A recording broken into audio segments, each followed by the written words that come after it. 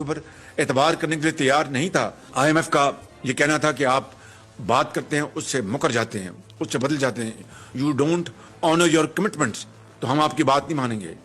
उन्होंने पता नहीं कहाँ कहाँ अंगूठे लगवाए और कहाँ कहाँ क्या क्या उन्होंने गारंटीज ली, तब जाकर आईएमएफ का प्रोग्राम जो है वो अपना दोबारा फिर उसको हमने रिवाइव किया। आजम पाकिस्तान ये कह रहे हैं कि पता नहीं कहाँ कहाँ अंगूठे लगवाए, पता नहीं किस किस चीज की गारंटी ली।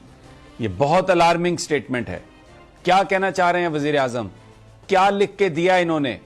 किस चीज की गारंटी दी है? कहां पर अंगूठे लगाए हैं? ये ऑन रिकॉर्ड वो प्रेस कॉन्फ्रेंस में कह रहे हैं। बहुत ही अलार्मिंग सूरत हाल। ये वही सिचुएशन है जिसके बारे में इमरान खान साहब ने ये बात कही थी। मैं इमरान खान साहब का वो शॉर्ट नहीं सुनवाना चाहता, इसलिए कि तब पेम्ब्रा ने हमें एक जारी की थी एडवाइस कि आप ये जो इंटरव्यू है खान साहब का, उसका रिपीट भी आप नहीं दिखा सकते। लेकिन तब कहा था इमरान खान साहब ने कि डिफॉल्ट की तरफ ले जाएंगे मुल्क को डेलिबरेटली, और फिर उसके बाद सौदा करेंगे, असासे बेचेंगे, हर तरह के असासे।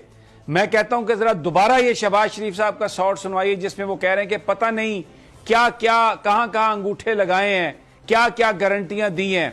ये एक ऐसी चीज है जो बहुत अलार्मिंग है। आइए जरा दोबारा सुनते हैं क्या कह रहे हैं शहबाज शरीफ।